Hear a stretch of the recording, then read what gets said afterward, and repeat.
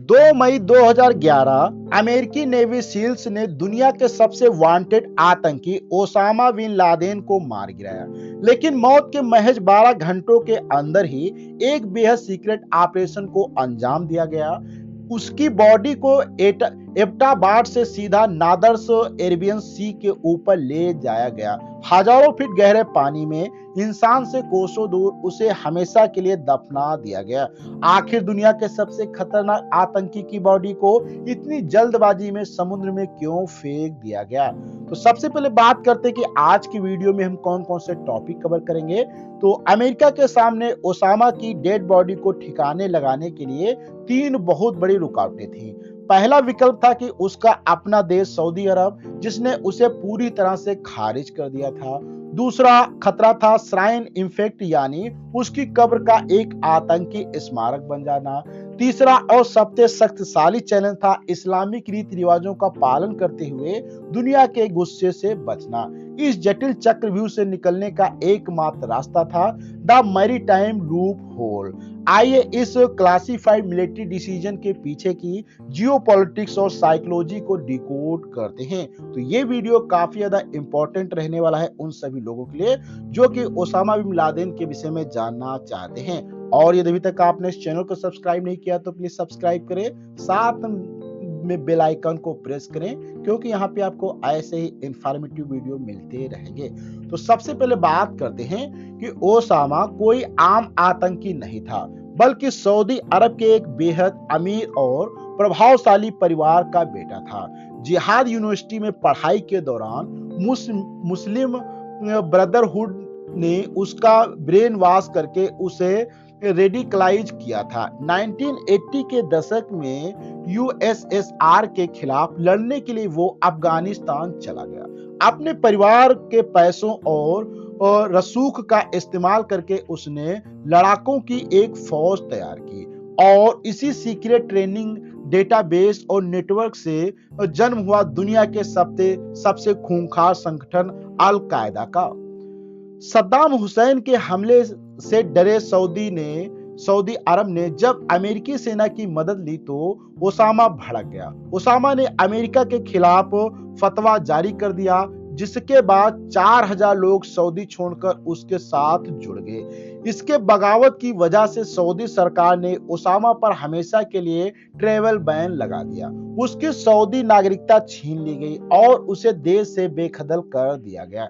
यही कारण है कि मौत के बाद जब अमेरिका ने सऊदी को उसकी बॉडी ऑफर की तो उन्होंने साफ इनकार कर दिया कि हम इस बॉडी को नहीं लेंगे। फिर ओसामा की मौत पाकिस्तान के एबटाबाद में हुई थी, तो क्या उसे वहीं दफनाया जा सकता था? राष्ट्रपति ओबामा के अनुसार पाकिस्तान के अंदर ओसामा का एक बहुत बड़ा हिडन सपोर्टर नेटवर्क मौजूद था। अमेरिका को पाकिस्तान की इंटेलिजेंस पर बिल्कुल भी भरोसा नहीं था। कई पाकिस्तानी राजनेता और चरमपंथी ओसामा को एक हीरो और शहीद मानते थे। ऐसे देश को दुनिया के सबसे बड़े आतंकी की बॉडी सौंपना अमेरिका के लिए एक सुसाइड मिशन के बराबर हो जाता था। ओसामा को जमीन पर ना दफनाने के पीछे अमेरिका की एक बहुत पुरानी और बड़ी गलती छिपी थी।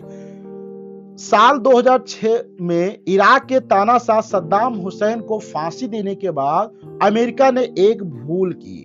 सद्दाम की बॉडी को उसके होम टाउन जो है तिकरित में पूरे रीति रिवाज के साथ जमीन में दफनाया गया। उस दिन हजारों चरमपंथी सड़कों पर उतर आए, हिंसा हुई और भयंकर दंगे भड़क गए। अमेरिका समझ चुका था कि मृत तानाशाह जिंदा तानाशाह से भी ज्यादा खतरनाक हो सकता है। सद्दाम हुसैन की कब्र इराकी चरमपंथियों के लिए एक पवित्र तीर्थ स्थल बन गई थी। अमेरिकी किसी भी कीमत पर ओसामा की कब्र को आतंकियों का एक नया स्मारक को नहीं बनने देना चाहता था।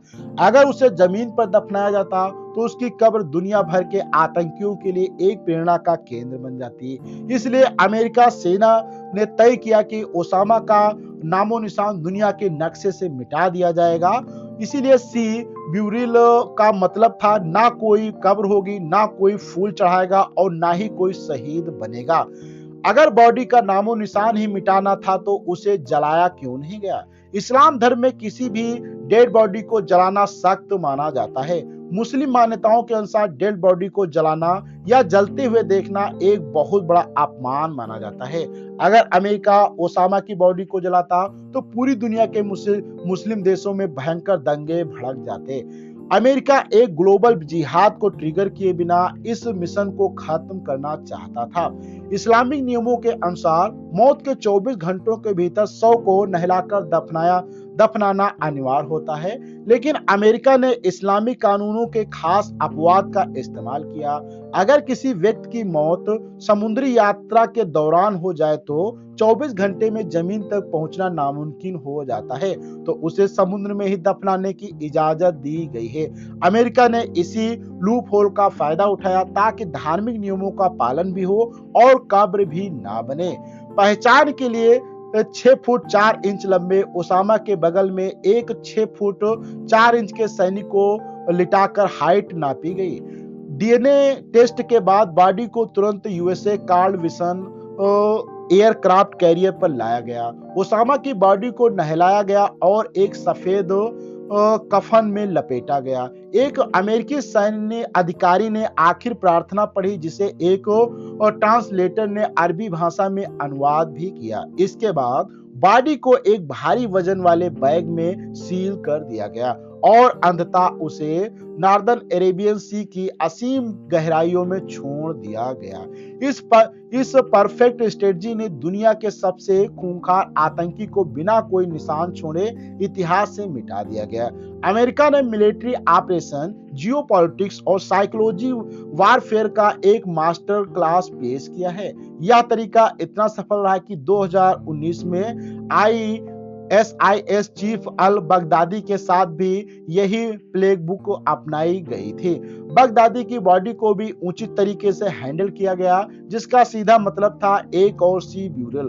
ओसामा की कहानी हमें सिखाती है कि मॉडर्न वारफेयर में दुश्मन को मारना सिर्फ पहला कदम होता है। तो ये आज का आपको वीडियो कैसा लगा, इसके विषय में आपको अपना फीडबैक कमेंट बॉक्स में देना है। अच्छा लगा हो तो लाइक करें, अपने दोस्तों को शेयर करें। हम अगले वीडियो मिलते हैं, जब तक के लिए